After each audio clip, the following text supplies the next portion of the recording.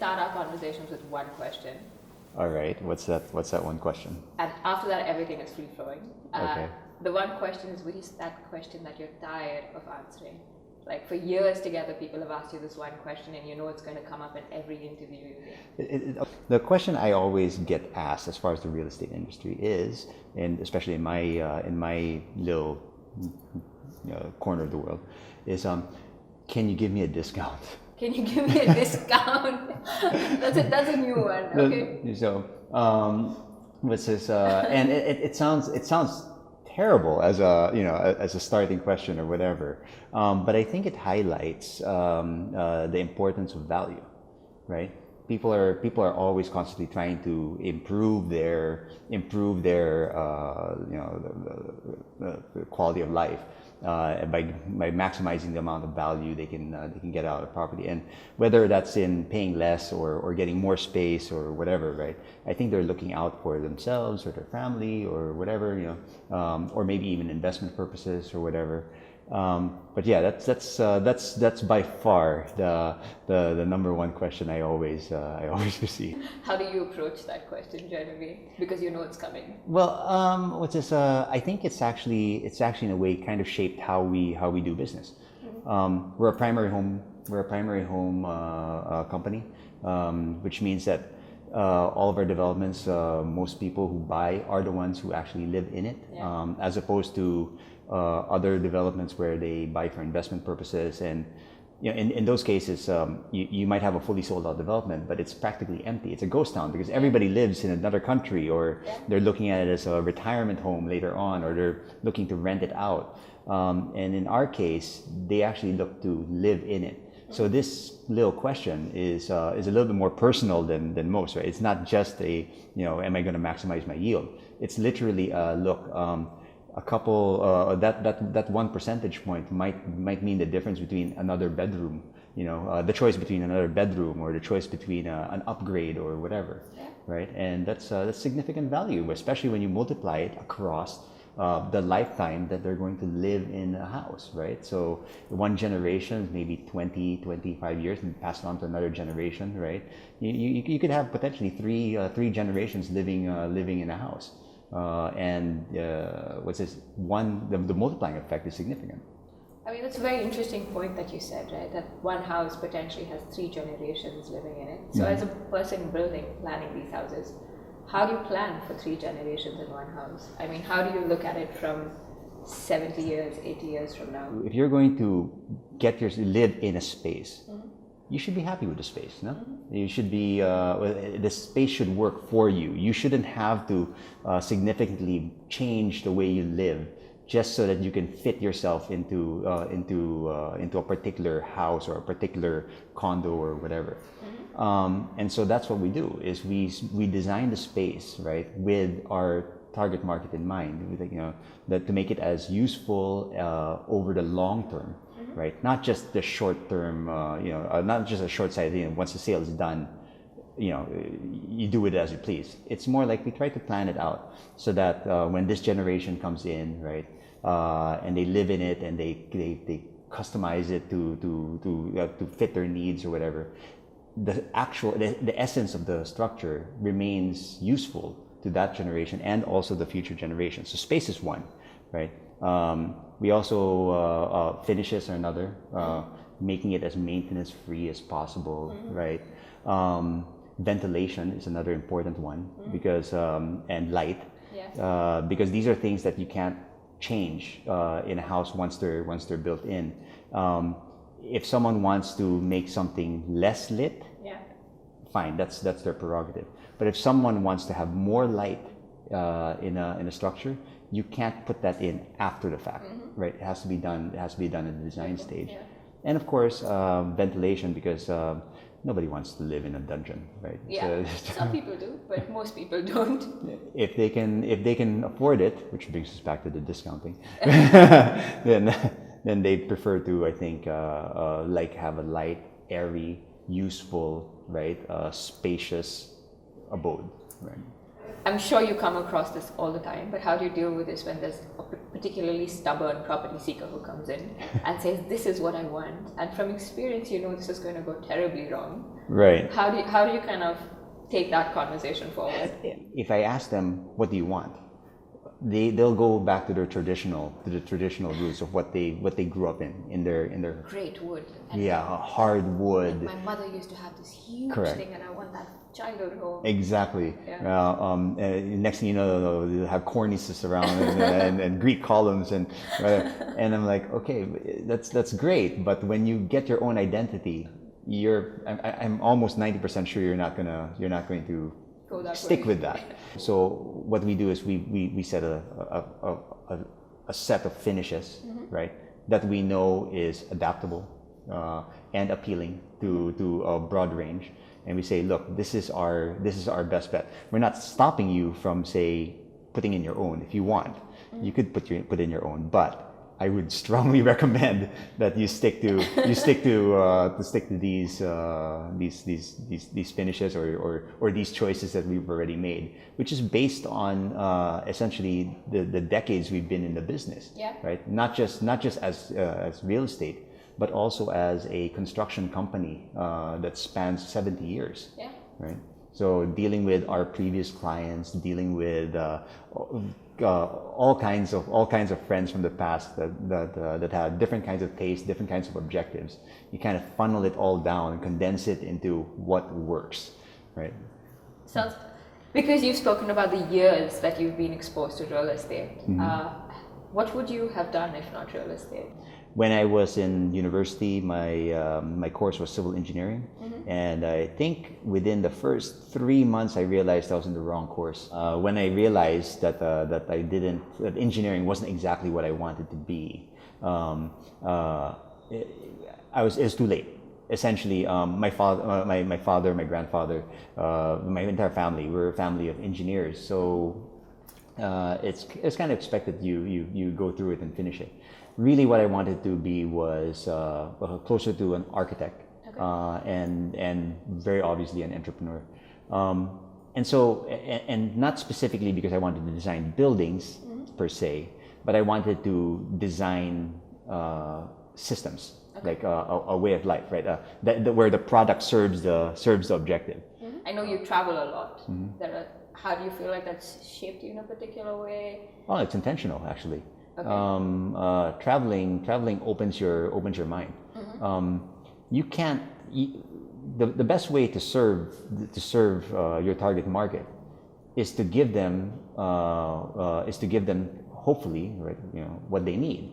What they need is not necessarily what's already available, right? And you might have to have an open mind to do so. And traveling is one of the fastest way to assimilate and new cultures, new ideas, new techniques, and so by design, although anyone looking at my Instagram feed or whatever might think it's random, I actually do tailor our vacations so that I learn something from the location that we're going to. And in many cases, we've taken that back with us. Do you feel like the way you've traveled has changed along the years, or the way travel has changed? The way you travel. Oh, the way I travel. Yeah, the way you consume travel, maybe when you were younger, to maybe not the way you do it now. Well, it has. Travel in itself has changed a lot. I'd say, in fact, that travel is now an integral part of society's makeup. I think everybody has certain aspirations, right? And travel is definitely on the, say, top 3, top 4 of that list. And even if that travel just means traveling like locally, right? Everybody wants to take a photo and show their friends and family, hey, look, I found this interesting. I found this inspiring or whatever. And then they take that back with them home, right? So if you had to basically give travel advice, or let's say somebody in their early 20s comes to you and says, I want to travel, I want to see the world. What would your advice to them be? How should that person kind of start the journey of exploration? Go see the places that you want to go see, right? But go there with the expectation that you're entering someone else's home. Yeah. right? And enjoy their culture, enjoy their lifestyle for what it is, right? Not through the lens of yours, right? Because they didn't grow up or get by having, say, your advantages and or disadvantages, right? And so, for example, if you go to a place that is theoretically, say, more successful, understand that that's built on multiple years of effort by that society in that country, right? You go to a place that's less successful, don't be judgmental on that, because same thing. Your where you came from may have had a stronger foundation over time, and if you can do that, you'll be able to appreciate their values, right? And maybe enrich your own at the same time. That's a very unique perspective. I've not heard this advice before. I've heard the whole save, travel this way, study, accept, but this is a whole different twist the way things. Do you feel like you're kind of imbibing this in your son as well? Is this the lesson you teach him with travel? I hope so. But we are, say, going to Japan really soon, and so I would hope that he can appreciate the different lifestyle, I guess, when he gets there. We'll see. But of course, these values are something I want to instill in him. You had said entrepreneur, of course. Why do you feel like it's an of course? Why do you think it's a given? Okay. That's a good point. Ever since I was a kid, I've always loved to build things. I've always liked to start things or to do things on my own. I never really liked to conform, and I never really liked to be put into a box and filed as you are this. Yes. Right. Maybe that was just me. I don't think it was something that was particularly expected of me. But on the contrary, I think in some cases it might have been against the grain. Yeah. Right. I think entrepreneurial efforts were always in my blood, right? Or challenges in general are always in my blood. It happens with my athletics. It happens with work, right? That attitude where you say, okay, I've got a problem or I've got an objective. I've never done this objective before, right? But we will work the problem and we will get there, right? We'll solve one little problem at a time, right? And one way or another, we will meet that target. So, and do you feel that's the athlete in you? Sorry? Do you feel that's the athlete in you? I think that's pretty much everything in me. Okay. In athletics, it's the same thing. Whenever I do these crazy marathons or whatever, it's always trying to find something harder or more interesting. I guess it just keeps my interest more when it's something that I know I've never done before. And I think that the reward is sweeter if you for your own soul, if you can get something done that you worked hard for, as opposed to got something done just because you went through the motions, right? Do you feel like you're an entrepreneur who celebrates the glory and does not talk about the hard times, or do you feel like you're somebody who's opened up to? I think it's the hard times actually that define everything. The glory is very short lived. I mean, it's for everyone to see. Yeah. And forget very quickly. Right, and it's very short, right? And nobody ever goes and 5-10 years from now talks about the time I crossed the finish line. Yeah. Right. Those aren't the stories that last. The stories that define you are the times that you were struggling to get there, or the times that you thought you couldn't push forward or whatever. It's never about the actual finish, right? Yeah. It's always about the journey, and I think in any case, it's always the journey that defines you.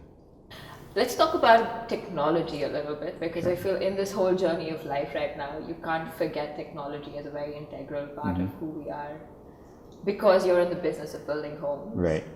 How do you infuse technology into? We've spoken about design, but right. So there's a lot of developments now, or a lot of technology now that insist on making everything intelligent. Yeah. Right. I have a unique view on creating intelligent structures, intelligent whatever. Personally, I think that the intelligence should have been done on the design side. Okay. Right. that goes back to the description of designing the space, right? Designing the how the space gets used, how designing it for more than say 3 years or 4 years, designing for the long term. I think that's where the intelligence should have been put in. But now a lot of times they keep insisting on saying making intelligent lighting or voice control, voice activated smart homes or whatever. In this country, right? They have these technologies that are up and coming, but they're so expensive, right? And yet so impractical, right? I can't in good faith say, yeah, let's invest in this, and then 5 years from now it's obsolete, right? So why not just make the product, right, much better? Why not make something that's adaptable, so that you can, if you really want to have a smart home, right, you can put it in later on, right? But I'm not for imposing that. Right. There are certain things that I agree should be technologically on the edge. Cell phones, computers, whatever, right? But there are certain things I think that electronic intelligence is not the priority. The primary objective of the house is to provide a comfortable, spacious, livable abode for you and your family, right? It doesn't need to be controlled from your smartphone. Because you said cell phones, I have to touch base on that. Okay. You are a father of a very young man, boy. Right. Mm-hmm. Do you think about it? Do you worry about how connected he is? And do you worry about the kind of times all of us are in? Well, I do worry about how connected, but I'm more worried about him being able to keep up, right? Cell phones, it's a double-edged sword, right? You can have you have all access to all this information, but it's like an unfiltered flood of good and bad. So with him, I want him to understand how to access the information, but I also need to teach him, how to filter the information so it's not hazardous psychologically. Have you figured out? Because I feel like I'm still learning. I'm still learning on when that end. When I read a piece of media, I don't know whether it's true, it's false, it's where do I consume what from? So how do you kind of navigate that as a parent? Right. And when you say critical thinking, right? Critical thinking is also a double-edged sword because you say to them, just make sure that you don't believe everything and think twice about it. Well, that's a function of intelligence, right? If you have someone that's very intelligent, they can weed through arbitrary and useless and even hazardous information easily, right? But if you're maybe not exposed to that level of critical thinking, you're trying your best to identify what's good and bad, but then you might fall for the occasional conspiracy theory or whatever. So, but what about concentration? Mm-hmm. I feel like I live those times without technology and with technology. I mean smartphones and social media. Mm-hmm. I feel I cannot consume. I cannot concentrate for too long. And that's the case mostly in children today, right? It's getting really hard to look at the whole ADD thing. Video. What is it? The average video watch rate is 10 seconds. Yeah. Something ridiculous. But in 10 seconds, I know whether I want to watch you or I don't want to watch you. Can move on to something else. And you can just kind of scroll through. Yeah. Right. No, I agree. It's definitely an overload. But a lot of people also use it as downtime. Yes. Whereas before, maybe people would use a book to read, right, as their downtime. Now it seems like people are using technology and as white noise. Just kind of yes, they're scrolling through a bunch of information, but they're not really actually focusing on anything specific, right? I think they just want a little bit of white noise to kind of calm their head, a little in their own generational way. That's their peace and quiet for the moment. Yeah. And it's something that it's just a way of life now. It just needs to come in. I think so. What's this? Going back to the smart home part. You're right. That is one. That's the one thing that is almost a requirement, right? Connectivity to the world. In closing, how do you define yourself in one word? So we ask this pretty frequently. If you had to summarize everything, your experiences, the person you are, in one word. In one word. It's a hard one. In one word, I'd say progressive. Progressive. Progressive. Yeah. Do you feel like the world around you, apart from your family, would describe you in a similar fashion? What word would they use to describe you? Everybody but your family. Okay. My public persona and my private persona and my business persona are three different personas, and Sure. publicly everybody seems to see the risk-taking persona that I show. So I don't think they would say progressive. I think they would just say he's crazy. Okay. But That's good. yeah. So crazy. But goal-oriented, I think everybody would agree is a common denominator. Perfect. On that note, thank you so much for having this conversation with us. Thank you. Thank you.